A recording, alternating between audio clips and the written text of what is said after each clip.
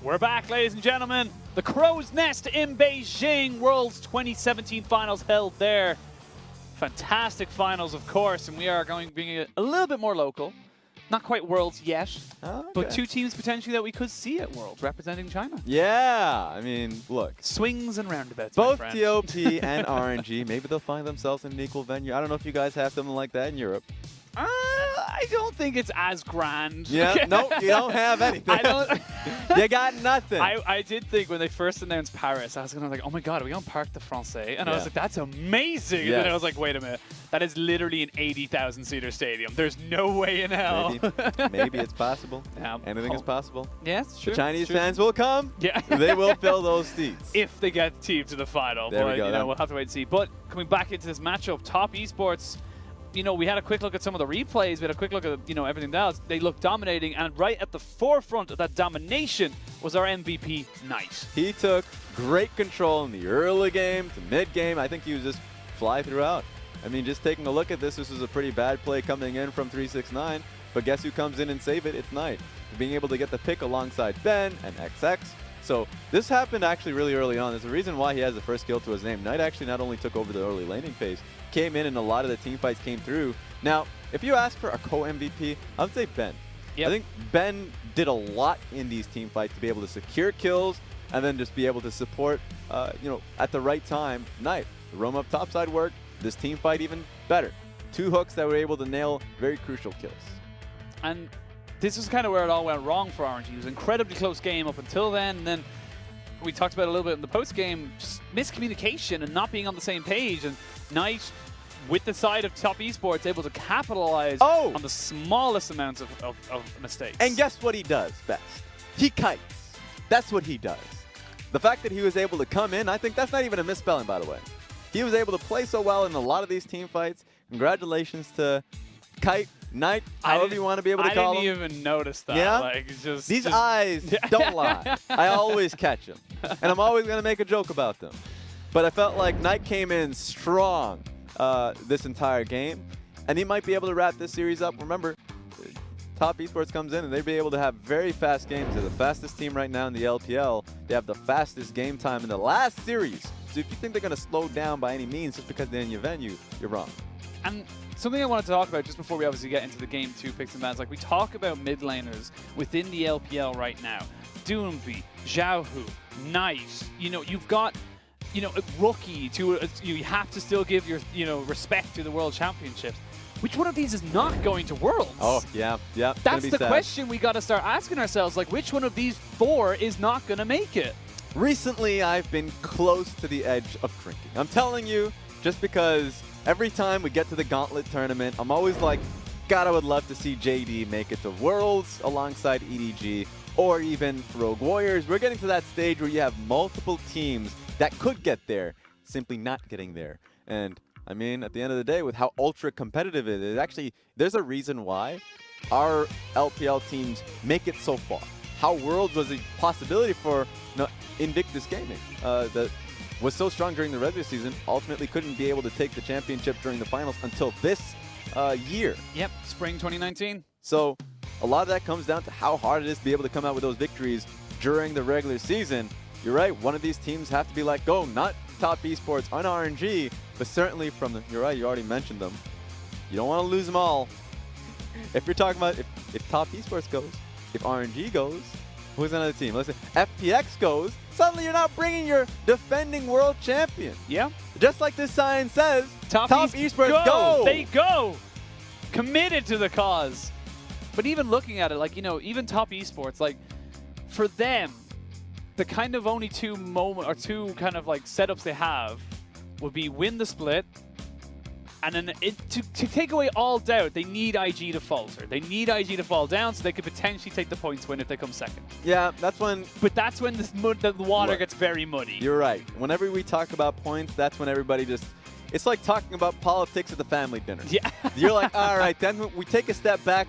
You only take the statistician seriously in the desk, right? The only one, because at that point, you just start going in roundabout discussions. This is when we go back to the kite, the Kiana poster. Gotta love it. That's the second time they've shown it. Hopefully there's a third time. But that's when you're right. A lot of effort went into that poster. 100%. Like, it was properly photoshopped. It didn't look like they just stuck a face on something. It looked like it was properly photoshopped to fit Kiana's head. Yes, 100%. Someone put effort into that one, made the printing job go through, and then found themselves at the venue. So that's always nice. Hopefully we get ourselves a Kiana pickup by Xiahu. At least appease the fan. Caps has done that 2 times in a row. Yep, saw Tristan in mid, saw Garen top last night. If you didn't see that match, that was G2 versus Vitality. Spoilers, not as strong pick at all. Look, what I said on Twitter is I'd like to see a lethality Garen mid. I got myself a tank Garen top. Against a Karma. Yeah, Let's move. That's pretty rough. But anyway. No shade to G2. I love you guys. Keep throwing picks like this to me. Okay, I'm never gonna criticize you again if you give me something crazy. And you win with it. But moving back to what we have in front of us, RNG versus Top Esports. Aurelia, Gragas, and Yumi banned away. Tam, Kench, Olaf, and Karma taken away as well. Looks like RNG going to give Karsa a much more favorable matchup. They're not going to let him get banned out again. Yeah, let's see what we end up getting here. Nice hover over the Silas, because you know you have the Cataclysm ready there, waiting for you. If that's the only ultimate that's going to be useful, then God bless, I'll take that. Yep, 100% of the times. And don't fix what's not broken. Pick up the Kaiser, pick up the Silas. You've gotten 2/5 of what you had last time. The only thing you got to change as of right now is your bot or your jungler, excuse me. Yeah, and I like the Aurelia ban that RNG has gone for, just because of how emphatic Knight has been in the pick. You still have to give him a great amount of respect to it, even if he's going to have his hands on the Silas. I mean, let him have it, but challenge it in lane. RNG will be having that counter pick in the second phase because they're not too bought or sold, I suppose, on the fact that it's going to be a Silas mid just yet. I actually see 2 of the 5 that Top Esports plays last game taken away by RNG, obviously valuing it very, very highly. Don't lock this in. It only has that 1 win in the LPL. Maybe if you increase that win rate, but it was a hard job for EDG to be able to increase that win rate. Here we go. Locks it in. All right. 1 out of 5 games. Explain to people at home, because obviously we're seeing a lot of it. People are trolling it. We've seen a lot of like LCK play it as well. Why Volibear support? I had to add to find out if Clement's in the chat. Yes, he is. So he hates the guts out of this champion. But yes, why Volibear support? It's a great amount of engage within the lane, right? If we're just talking about the matchup here, Nautilus is going to be the matchup. Have a great flip for yourself, flash flip, and sets up for your jungler. So if we're just talking about dominance within the lane with that pick, you can get that. In the mid game, in fact, once you picked up like Righteous Glory, depending on the keystone, you know, JD's picked up the, what is it called again? I'm trying to remember the pickup on that one, the Predator. Yep. So you can increase that movement speed. And the idea is in mid game, when you have your control ward set up, then you can have, you know, Volibear look for picks. It's very possible if they don't come running down a lane and if it's not something that's easily seen. So that's the idea behind the pick. Unfortunately, it hasn't been incredibly successful if it doesn't have the Kalista to just throw you into the thick of things. So that's going to be the difficulties of it. It only has that 1 win. And even in that win, that was the win that EDG shouldn't even have had. They actually were so far behind that game that it was like a pity victory. Yeah, it was like, you know what, guys, we need to pad his stats a little bit. He was looking a bit terrible, but Top Esports are going to go with it, and they're also going to go back to the Gangplank. 369 had a pretty decent laning phase with that champion. Not so strong in the 1v1s, but still very powerful. I'm just going to go ahead and override the statisticians. Override the facts, because that Volibear win by Mako was literally his worst game. So that's 0 wins. I'm just going to come out and say, I'm going to veto the win that he had on that one. We'll have to bring that one up with the Look, I'll talk to them. Yeah. I think they'll understand, but it's going to be a philosophical debate. And we're going to see if it will add to that win rate, and it will be, in your eyes, the first official win if Ben is able to make it. Yeah, I'm going to be completely fine to have my own awards here, right? My own stats, RAS stats. I don't think that sign was... Thankfully, I didn't see it. I don't know. Did you not see it? I did not see it. You'll see it in a second, and you'll understand why I reacted to it. But Rumble locked in for Xiahu. Yeah. That's something I'm excited for. His KDA was huge. All right, he was massive with the pick. And I'm going to pass the KDA. I mean, the fact that he was able to have consistent shove in lane to allow Karsa to be able to come for consistent invades has been a thing that they've been able to rely upon. So I love the fact that they're going right back into the pick. Yeah, picking up the Vladimir, picking up the Rumble with the Jarvan and the Xayah and the Nautilus. RNG is saying we will team fight you. No more poke comps. We're just going for full-on engage, and the final pick is going to be that Kindred to try and nullify it all. Fight, fight, fight is what I love to see. And the Kindred ultimate, I love it. So whenever we're thinking about that all-in fight coming in from the Vladimir ultimate, the Chemo Plague that he's able to throw down alongside the Equalizer, you're like, great, this fight's looking up pretty damn good for us. Throw down the Kindred ultimate, and then suddenly, you know, throws the game into kind of a bit of a coin flip in that team fight. That's what I love. I love being able to see essentially like Bard ultimates, Kindred ultimates, to kind of throw disarray into a lot of these fights. As the coaches shake hands for what potentially could be the last time tonight, unless RNG can pull this win out and get them to a game 3. But Top, they're feeling good. They're looking strong. Yeah. I mean, TOP right now, if we're just talking about what makes them strong, past the champion select, it's just the damn players. So just about the fact that they get a lot of great matchups for themselves, and they go above and beyond to fill in the gaps. Like, we're just talking about what happened last game, 20 CS difference, just through the mid lane. That's something that needs to be dealt with by RNG, and I think the Rumble pick does a great amount of work to be able to say, okay, now that I'll have some bit of power within the early laning phase. In fact, you have to deal with my consistent shove. So there we go. That's the response that Xiahu was able to give. We'll have to wait and see if Xiahu is able to answer in kind. Forced out my Rumble, and now feel its wrath. Top Esports, they've got some answers of their own. So we're going to jump into game 2 of this best of 3 series.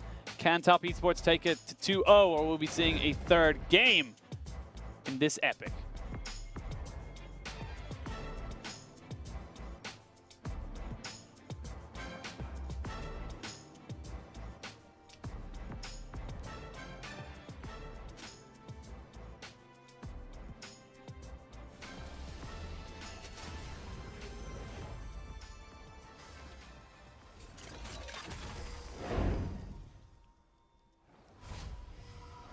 And Knight back on his Silas. And an incredible game 1. Again, don't fix what's not broken. Get yourself a gangplank. Literally all the damage carries are back again in this for the side of Top Esports. Oh, nice thing that we saw. Thankfully, we were able to just catch it was Kindred going back to base. So he did place down a nice ward. I think it was actually in the top side. It's very difficult to catch. I think it was a defensive ward. So defensive ward on his red. And then he goes back to base, gets himself a red trinket. And a lot of it is actually you get reduced cooldown on your red trinket. Greatly efficient to be able to now have 2 rotations of you know, trinkets for yourselves, while Karsa is going to be sitting on that yellow trinket and just going to be having that for himself, just that one ward that he can place down.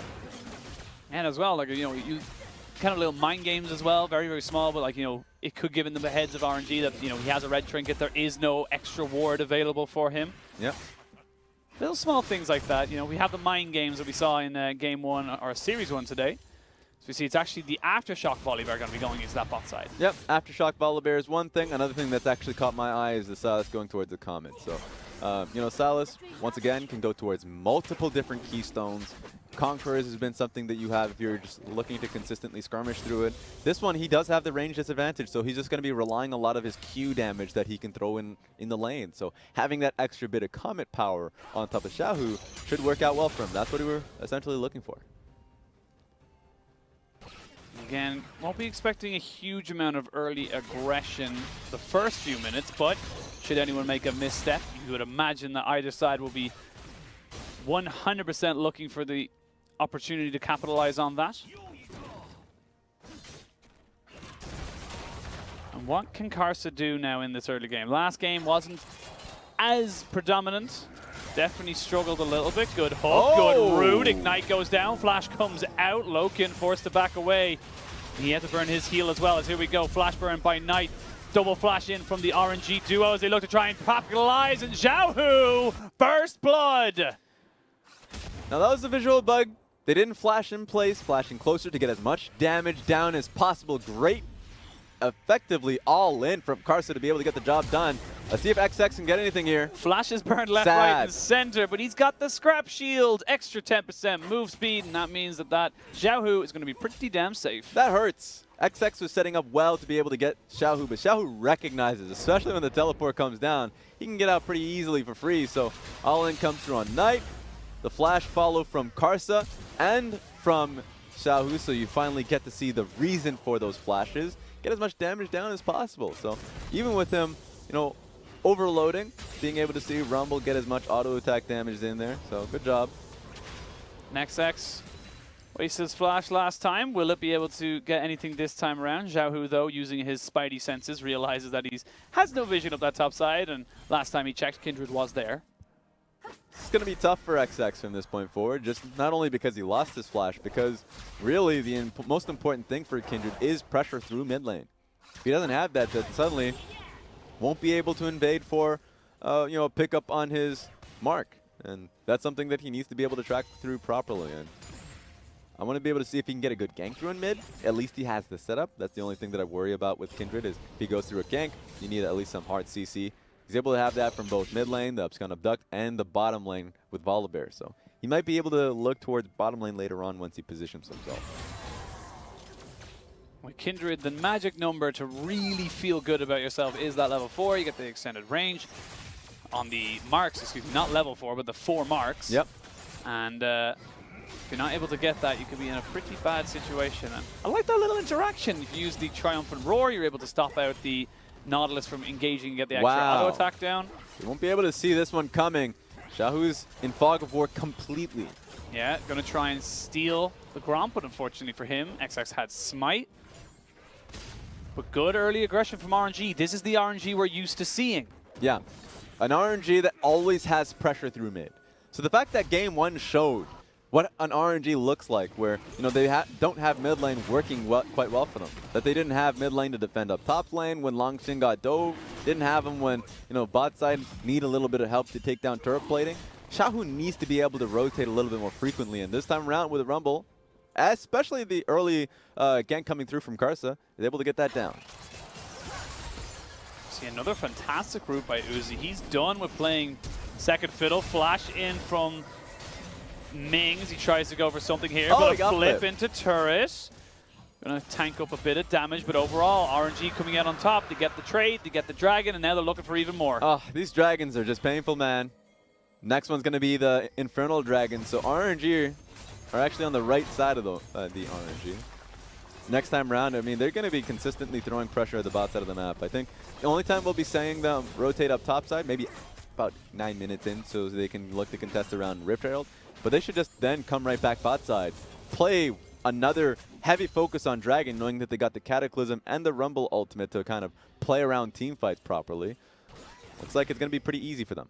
It is 6.5 minutes into the game. That is a 20 CS lead for Uzi over LokeN. Sad. That is an insane number, and that in massive ways that we just saw just completely gone. LokeN gets none of the XP. He's about 1.5 levels down. This could be huge for RNG going into the early stages. That's why Fog of War plays such a huge difference in how a team succeeds through early laning phase. Oh. Xiahu's going to be going right in on him. Yeah, Equalizer has been popped. We'll have the Blast Cone to back away. Ultimate used, but now has no pressure. As the rest of RNG are here, they can have anything they want in that jungle. But to link to your previous point, the reason why he has such a large lead is not just because he's been shoving out the lane and trading out well, but because Xiahu's been ducking out of vision for so long, running into the river and just pushing LokeN away from wave. Finally, the time the XX comes through and tries to contest for vision, he gets Rumble ultimate on top of his head, and he needs to just back away from the vicinity. It's Uzi that comes on and picks up the Scuttle Crab. So like, not only does he get the experience and all of that, now they get the vision to be able to protect the constant push that they have. Karsa hovering around. You see Xiahu just standing in front of Knight saying, you know you want to try and contest me, but Knight help. Not really trying to do it. And this is just sad. Thank God for LokeN if you're a top esports fan that he is able to get the wave crashing into his turret as Knight steals himself a equalizer. Might just use it on the wave so he can back properly. Both of them don't have TP, so really what's important is just being able to get the best base timing possible. He's actually holding onto his ulti. I think he just want to stick into lane a little bit longer. Karsa has just been hovering around this mid lane for so long, making sure that Xiahu does not get all in. And you can see the game plan from RNG, the adaptation, if you like, from game one is we can't let Knight just have his way with the mid lane. Yeah, and to be fair, if you're playing with a Rumble mid, you definitely need to be sticking mid all the time. It's been the case when you have a Rumble top lane. Rumble top lane has a longer lane to deal with. When he trays through the wave, so wave control literally makes no sense. So a lot of the time you just need to hover so he can fully shove in. And in this case, especially even if it's mid lane and it's a shorter lane to work with, I mean, there are more ways to gank through mid. And so Jarvan certainly needs to be hovering when the wave is not looking good for Xiahu. Portobello picked up there for Xiahu as he's setting himself up for a nice mid-game spike. 1,000 gold for RNG as we hit around the 9, nearly 10-minute mark. Minute 45 until that Infernal Drake spawns. First Drake did go to RNG as well. And this is genuinely a feels bad man for the bot side of Top Esports. They can't go near Uzi or Ming. All right, you need to get out of there, 369, but he does have Knight now. There we go, Knight. Going to be forcing Langx out of lane. Hemo play had gone down, all summoners down. Don't get the kill, but they get pressure. All right. Just wanted to get that push off. I think it's a complete push in top lane wave, so 369 can actually find a base off himself. He does have Sheen fully built up, so I think he needs a little bit more to get to the next Trinity Force items, but oh no, they're committing. There we go. There's the ultimate's advantage. You have 2 levels for Uzi as we say that though. Knight coming in as well as XX. They may just look for something. Feathers fly. Cannon Barrage has gone down as well. Ooh, oh yeah. Was waiting for it. Xiahu with the equalizer, able to take out XX on the back end of that. And 3 kills to none. 2,000 gold lead. RNG looking strong in this game too. Xiahu just knew that at the end of the day, XX wasn't going to press ultimate. That he was just going to get that last tick of damage. All it really was 0.5 seconds, and Kindred just let himself die there. Didn't want to keep himself alive with the cooldown and ultimate. I don't really appreciate the idea, but just taking a look at this one. Great timing, because Knight comes in and help. But remember, he used Rumble ultimate topside, so he actually has his ultimate on cooldown. So he can't do anything to actually make it so Ming pays for it, tanking up so much in turrets, so he dies here. Speaking of death, that was actually so damn good from Uzi to be able to get the pullback and feathers on the back end to set up Xiahu on the ultimate. When that fight started, Uzi was level 7 and LokeN was level 5. That's how far ahead this bot lane is for RNG, and right now it's just, you know, they're straight up not having a fun time. Wait to see now. Infernal Drake has spawned, but Top Esports realize they have no pressure on this bot side. They're going to use their solo lanes and try and trade it for a Rift Herald. And so here is the trade. Throw it out on the table. XX, yeah, you'll get Rift Herald and you'll be able to use it on the lane. Likely going to be top lane. You can throw it in there and you can get yourself a free Trinity Force there for the GP. But roll the dice. The next one's going to be a Mountain Dragon. This investment is going to actually play off really quickly for RNG, where then they get double Mountain for the 20-minute Baron, has the Infernal Dragon for the team fight. You just like this a lot more from RNG. See now, Rift Herald has been spawned. RNG going to back away immediately. And that gold going to go over to LokeN. He needs it. He needs something. They're also all going to play bodyguard as he picks it up. Imagine just walking across the map with a Kerche shard in hand and that's all you have. And you look across the board and essentially that's an Essence Reaver right there for the AD carry immediately. Yeah, LokeN is just on full CSing duty. He needs to be. He doesn't want to fight. He's telling his team quite cleanly that if you guys are looking for a skirmish, I'm out of it. So you have to be pretty damn confident that you have a pick and you have an exit strategy, and Top recognizes that. They're not going for it until they're really confident. They pick up 2 turrets, only trade 1. And RNG still in control. That 2,000 gold lead, now a 3,000 gold lead. Got themselves the Mountain Drake and the Infernal. Another Mountain going to be spawning in just under 4 minutes as well. They know there's no pressure for the top side. They can rotate their top lane towards that if they really want to, pick up some more plates, as they have about a minute left before those plates go away. This is why I love best of threes and being able to catch adaptation not just in draft but in overall play style. Now you're going to have to really have a focus on LokeN and how he adapts during the game and how well Top Esports can play on the back end, on the back foot. I think right now what we've been seeing is XX so much kind of focus on being able to start fights that now he needs to be able to slow the game down, and that's something that I haven't seen really too much from him, during the split. Langx has been heavily pushed back into his own jungle, hasn't really had the opportunity to get those kindred stacks that he so desperately wants. And you can see right now he's just trying to support Knight, knowing that his win condition and in most games, and in this one it's probably the same, is to try and get Knight ahead, get him to a point where he can 1v1 anyone in the side lane and create pressure. I think he has 0 stacks. I think this is what it was. We'll double check on it just a second. We don't have any control. Literally it's just going to be fully the observer, so at some point they'll hover right back onto him. But just from every single moment, I mean, he hadn't had the focus on the Scuttle Crab. Right? He hasn't been able to, because of how mid lane has been going, being able to get Raptors or Gromp whenever he has spawned. So it's been just a rough time overall for XX. And we're going to have to see how he ends up playing out team fights. At this stage, it's going to be out his Lamb's Respite to be able to stall the game out, make it so GP can get to his items. As I mentioned, the Trinity Force is now the pickup for him. He's going to be the primary star of this team. Using the Cannon Barrage into the mid lane, 369 makes sure that the mid lane turret does not fall. We see a almost actually exactly equal trade of gold. You can see where the priority was. Gangplank able to pick himself up some of there, and they gifted over a lot to LokeN to try and get him some semblance of a item lead. As we see that now, Hemoplate goes down. XX just going to take a little bit more damage, and that's just pure pressure. But there's a fantastic dredge line. Into the depths you go. LokeN, I don't even know anymore. They're bullying him. He's lost focus. I think that's what it is. Just flatly set. Like, Ming didn't even use flash for it. He walked up right past the minion wave pretty easily, and he got a quick hook. Karsa simply cannot dodge that unless if she, predicts it and ease in a different direction, right? Yeah. But just taking a look at replay here, look at LokeN's position. How in the world do you actually dodge this hook? And you should be expecting it to. So, trying to position himself around Ben, but even if that's the case, Ben recognized and was already retreating to the second turret.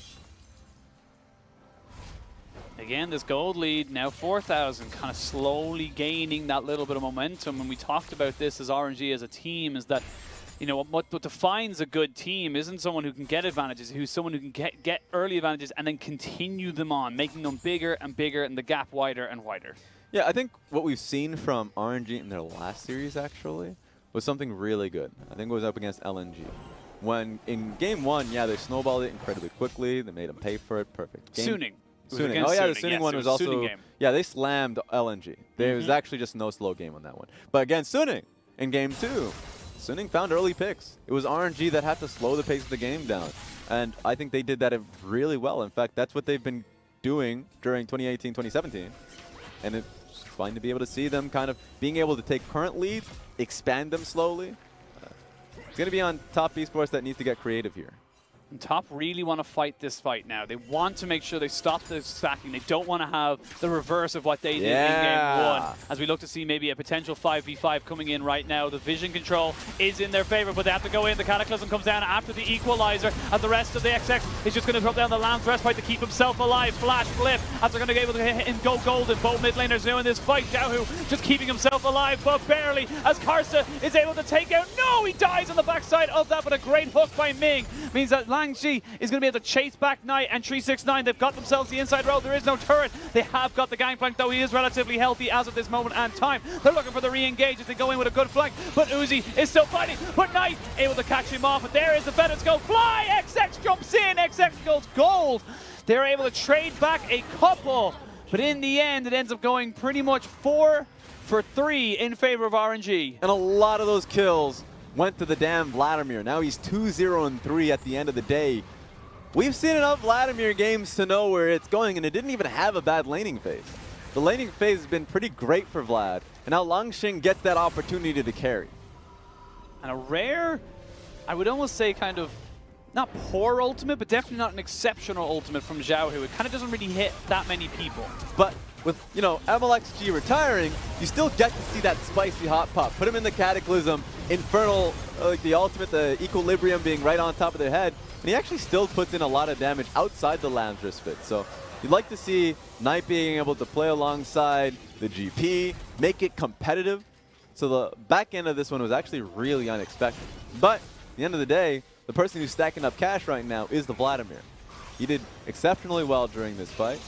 He's able to get to his Crimson Rush, deal the killing blow towards 369. At the end of the day, now you have yourself a fed Vladimir really early on in the game. They get themselves the second mountain with a third one to follow in the next 5 minutes. And Top Esports, they're kind of looking a little out of sorts, especially LokeN. He did less than his volley bear in that fight. He just can't put down the damage. This actually feels bad. If you were tracking him, if you either had clipped that fight or if you looked right back into the YouTube VOD, the replay or whatever, he actually had no opportunity in the fight. Nautilus kept him down. When he finally ulted right into the thick of things, Rumble just burned him alive, and then the Vladimir Humo Plague. Like, he had no way to kite back because they were all just respective damage that dove straight into the backline without them necessarily committing. So good luck in the team fights as a mid-range AD carry. See now if he's even to take this red buff. Oh, so close. Nope. Karsa XX did smite a little early, trying to think that the damage would be enough, but smite beats no smite, I like to feel, especially when we're at this level of competition. Yeah. At this stage, the Kindra's not going to be even thinking about marks. He just needs to get kills. He's not going to get anything. Here we go. Nice there is ultimate. it. Ultimate. Just kind of keep him away from the turret, but there it is, equaled by Knight, able to steal that one away, and it ends up being a trade of ultimate for ultimate. I would like to literally call that the equalizer. I don't know about the first definition, like the first ultimate that comes down, but the fact that Knight equalizes Knight the literally equalizer. equalized the situation, and good job. I mean, they stopped them from being able to encroach on the inner turret. We'll see exactly what RNG's next move is. Looks like they're going to try and take out that top lane turret, keep bot lane in their favor as well. Vladimir CSing fairly nicely as well. You talked about how fed he is. He's got himself, I think it was 2 items. Once this graphic drops down, I will be able to confirm that. And Observer seems to be obsessed with checking out camps. We've done that a couple of times. We've just zoomed in. Oh, I love watching Raptors just get eaten up, you know. But he did it for the Krug or the Gromp as well, I think. It was you very need to strange. see that frog die. That's just the answer. Very, very strange. But it's actually only an item and a half. As I say, that Knight might be in a little bit of trouble. Flash engage coming in. Feathers may be able to fly for Knight as he comes back on top of this. But he's just got nothing left. Uzi says, this is how I come in. Look at the amount of feathers just on the floor. TPs did come in from both Langx and Xiahu, but overall, RNG taking control. Yeah, long death timer here for Knight. He's not going to be able to join this fight. Great timing here by RNG to be able to now pressure towards Baron. Looks like they're calling off, noticing that the wave is still stacking up top lane, but have a very clear opportunity to get vision control in the area. They're waiting for that bot wave to push in. That's exactly what they're waiting for this one to do, because they know they have a massive stack of minions. They can force a decision out of TES. It's just difficult. Remember, Knight has teleport, but they're going straight in. Here we go. Equalizer right on top of the Cataclysm. That is a spicy volley bear. It's going to be a fight fought on 2 fronts as the XX goes jumped on by Xiahu. They're both on the Lamb's respite, but LokeN may be able to put down the fight. Xiahu goes golden. We've seen the Flame Spitter Gold Boy more than once this split. Knight gets revenge, and Top Esports stop the Baron. But it's a 2 for 2, you're right. And that makes it so much easier now for Top Esports to slow this one down.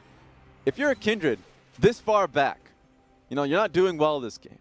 Yeah, you're going to love the fact that you traded off so now you can get more gold into Silas's pockets. 369, he smells something. Smells that potentially a Vladimir is sitting there, and he's just going to go back. He's probably thinking, you know what? I have no vision in the river or anything, but here we go. This just looks like an overreach a little bit from RNG. Yeah, at this stage it's actually, Karsa incredibly squishy. Uzi gets slowed down, so great ultimate from the GP to slow him down and not be able to follow up the J4. And then this one was really fun, because Equalizer makes it easier for him, or at least I mean the Lamb's Respite makes it easier for him to deal with Xiahu. Goes golden and just burns him alive. So still, you're right. RNG had full control over the Baron area. They overextend on the team fight and lose multiple members. They still need to be able to clean this one out well. And Top Esports are still in it. We're focusing towards that GP who's actually been CSing really well at this stage. So you can't be sleeping. Can't be asleep at the wheel. I look at the GP and it's like, oh yeah, he's CSing incredibly well. And then I look at Uzi Zaya and I'm Yeah. like, he is 50 CS ahead of the highest CS for top esports. That is a monstrous amount of golden experience. Uzi is definitely the gold standard when it comes to CSing. Every game, he has a monstrous advantage in terms of just overall farm. Even if he gets a lot of pressure coming in from his mid laners. And most of the time, even if it doesn't happen, like, I think, flatly put, he is our highest CSing player in the league. I can double check it, but last time I checked. I'm pretty sure he has an average CS per minute of 10.5, if I remember correctly, the last time I checked. But Dragon is being started. It's going to be the third Mountain Drake for RNG. There will be no contest there from Top Esports. And they're just trying to use the time to get some vision control, stall out the game a little longer. They've got the Zhonya's now onto Knight. They've got nearly 3 items for 369, who he imagines going towards that Sterix Gauge. And 2 items, but that's a great equalizer, able to separate the side of Top Esports. They have no way of defending this inner turret. All right. They're going to be basing right now, but it's just been so damn easy on the side of RNG because of the Dragon RNG. It's the exact same, yep. Just reverse. It was triple Infernal, double Mountain. Now it's triple Mountain, double Infernal. Hey, man, it's fair. Yeah.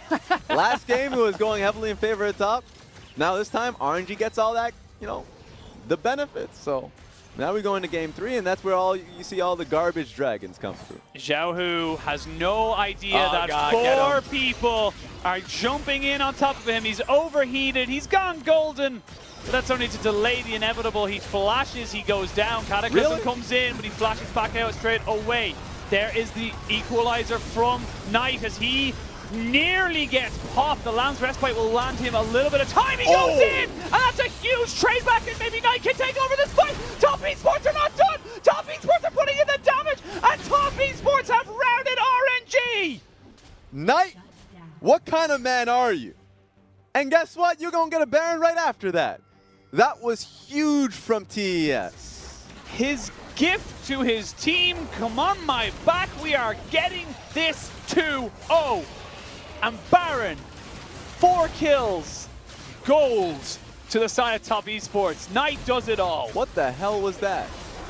He also went Zhonya's, by the way, in the Lamb's Respite. I thought he was screwed because he couldn't reposition. I thought he was going to go out, you know, play that one out defensively. But no, he just realizes he can't go back, goes straight forward, gets the kill. And we are, apart from those dragons, at an equal gold state effectively. It's about 800, 900 gold in favor of RNG. Means absolutely nothing at this stage. And it all started with Xiahu effectively getting caught. The level of creativity coming out of this team is maddening. Now, the first set that this team had in the spring split, they knew how to come back in the games. They went up against Invictus Gaming on that one in multiple teleports to find themselves in when they were in a deficit. This one was no different. But your eyes have to be drawn into one player that wanted to fight when everyone else wanted to back away. He gets put down at 1 HP. Lance Respite comes down. He can't reposition, so he goes straight in to get Uzi. Right like that. And he sticks he stays alive for so damn long, too. Just based off that King's Glory the sustain that it has off of it. So that was crazy coming in from Knight, and I want to see better from him. Knight realizing, and the funny thing is, Uzi went from 100 down to about 33% HP from just standing for a second to auto attack once on the stolen equalizer. Because remember, coming into this series, we talked about MVP candidates being between Xiahu and Knight, but Knight has just emphatically answered that. Even in a losing game, if they lose this one, sure, you go into game 3, but Knight's already proven his point.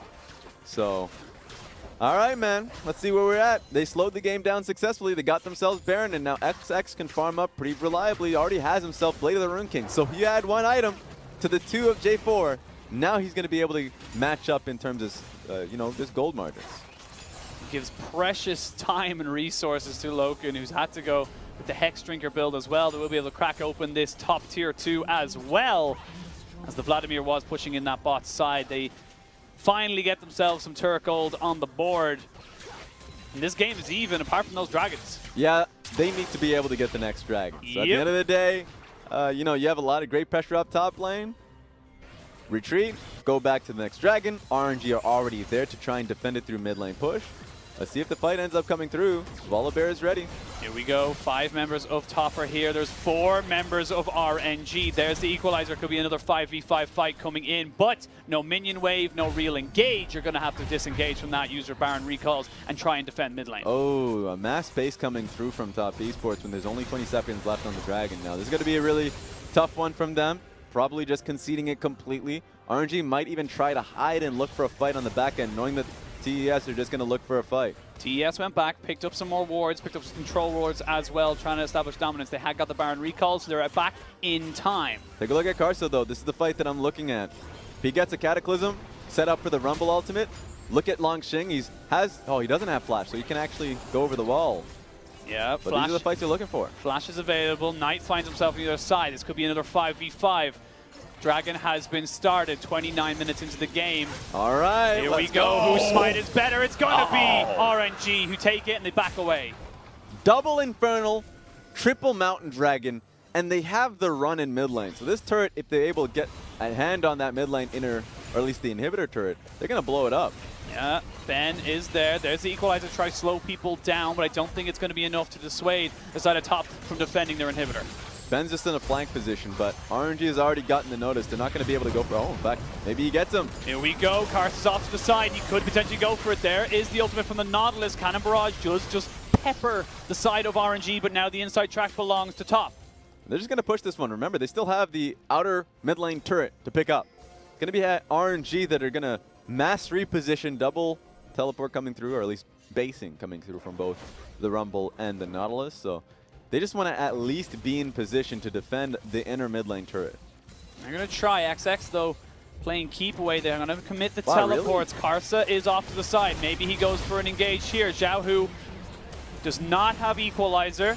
They lose the mid lane outer with small price to pay. That was just overly ambitious, I think, from Xiahu there. Maybe even trying to bait top to try and team fight into him because he has Zhonya's up and would have been able to buy for time. So Top Esports didn't want to even deal with that, didn't want to touch that. Got themselves the mid lane outer turret that they've been looking for all game long, and they're just going to peace out. And the respect that is being given by RNG to Top Esports right now is, from where they were in this game to where they are now, it is honestly a fantastic thing to see, because you could look at the early game, you could look at all your dragon stacks and say we're still stronger, and that could be such a negative to you going into these fights. And I honestly, it's going to be such a skill matchup and how you engage on these fights the later it goes. Yeah, so just right from the get-go, I still like RNG's team composition from a team fight perspective. I mean, Xayah, Rumble, and Vladimir should just outright hard carry it. In my eyes, it's going to be the Kindred, as far behind as he is, that is the difference maker. When does he put down the Kindred ultimate? Does it really deal with a lot of the damage that Langx and Xiahu are aiming for? That's why Vladimir is going to start holding his ultimates a little bit longer to be able to bait out the Kindred ultimate. He doesn't want to have the Kindred ultimate essentially nullify the Vladimir ulti. So that's really what I'm kind of looking for. Want to see how effective he is. One thing to take note of is LokeN has gotten himself the Maul Malmortius. He has 3 items now locked down to, let's see, count them for Uzi. 3, 4, yeah, 4.5. He's basically full build at this stage with the QSS. To the 3 items that LokeN has. He's in full poverty mode. One thing I do look, though, to be the X factor is 369's Gangplank. Has been doing so much work for Top Esports this game. Yeah, well, I mean, you're right. This GP is going to be the main point of focus for Top Esports, but the fact that Uzi is just Flame Horizon LokeN that has the full item advantage, RNG are going to be really comfortable fighting just because of that alone. Every summoner is available bar Xiaohu's TP. This is going to be a full-on mechanical fight to decide this around the Baron.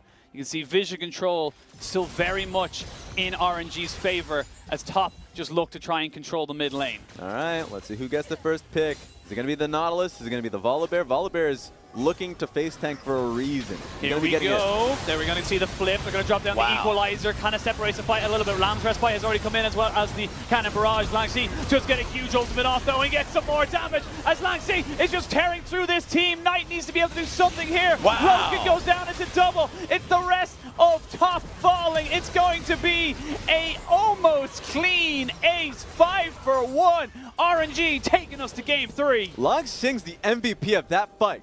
Nullified Knight entirely. Knight couldn't even deal with the fight just because of him. And then in the back half, Knight couldn't hold him back. The man flash ratted his AD carry. Vladimir destroyed the back half of the fight. And it's nice to be able to see RNG evening out the series. And with their triple mountain, double infernal, it was just too big of a mountain to climb. And we are going to go to 1-1. Game 3 of RNG versus Top. All right, man.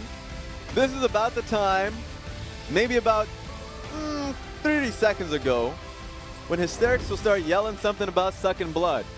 Because this is the type of Vladimir performance that you want to see again.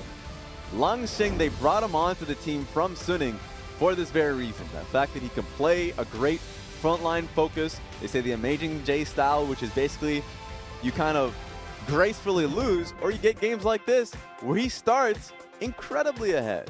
And it was such a roller coaster. Look at the goal difference over time. It's all RNG until that one big fight where it just all of a sudden equals out straight away. But yeah, that's a lot of dragons to have to contest with. That's why dragons are apparently the name of the series. We've had 5 mountain, yeah, 5 infernal, yeah, and then 2 ocean, 1 at the end of each, literally. This is one of those moments that if RNG acts as though, and I'm talking about like the dragon RNG, the next game is going to be completely cloud and ocean filled, and you're just going to have to focus on the towers themselves. Get that turret plate, and you can't allow yourself, like RNG in game 1, getting 0, right? Getting absolutely none of that. Yep. So, at the end of the day, this is a pretty damn good series. This is a playoff preview of a series. Yep. And we're seeing both sides of the coin of RNG, what they can accomplish when Xiahu gets that early game shove, that he's able to have great impact in the bot side of the map. Uzi getting all of that, it's essentially pressure and resources. And he has, like, not only did he, Flame Horizon the enemy AD carry, the man was actually just that full build. Yep. And so 100 CS ahead at 30 minutes. Yes. LokeN had a pretty terrible time that game. Because he was getting, essentially the entire kingdom was on him. Yep. Like, everyone was looming towards that lane. That's why I don't think Rumble will even be open going into the third game. I think it's going to be a very safe ban to go for because that's the ticket for Xiahu. Xiahu stuck in lane, dealing with the Knight. The Knight's happy. But if Knight has to be chasing the man down and worrying about the rest of the map, then you start to see an equalization in the matchup, and it's going to be a fun one. Game 3, I feel like it's just that feeling, right? You get that feeling within your gut that it's going to be the best game of this season. Yeah. Just because of the adaptation you've seen from both of these teams, the fact that Top Esports are actually able to bring that game right back. I think we're going to be seeing something fun. And again, like yes, RNG did look pretty dominating throughout most of that, but there was that moment. There's a blip. There was a blip. It was right there. And you could see it in the goal difference. And that's the difference between these teams. Like the difference between these teams and some of the other teams within the LPL, like the VCs, the OMGs. It's being able to kind of go, we're at a deficit, and we can still bring it back. There was about 6,000 gold they made up in about 30 seconds. And it was a team-wide communication thing. The fact that they went 5-man into that pick onto Rumble because they recognized that Rumble would be able to buy enough time for the rest of the team. But by the time they come, Rumble's either already dead or at 20% HP. That Top Esports will still win the fight. And so that kind of understanding is something is very rare in teams, let alone a team that is still incredibly young. Yep. XX, 369, and Knight are all incredibly young players professionally. And if you look towards the bottom side of the map, like LokeN has been around, he still has experience, but not championship experience. So that kind of difference that you're seeing, that's just really built into the system that Top Esports is able to have. I just want to get into game 3. Let's do it. Let's do it. We're going to send it to a break, and we're going to come back. We will have the conclusion to this amazing series. Do not go anywhere.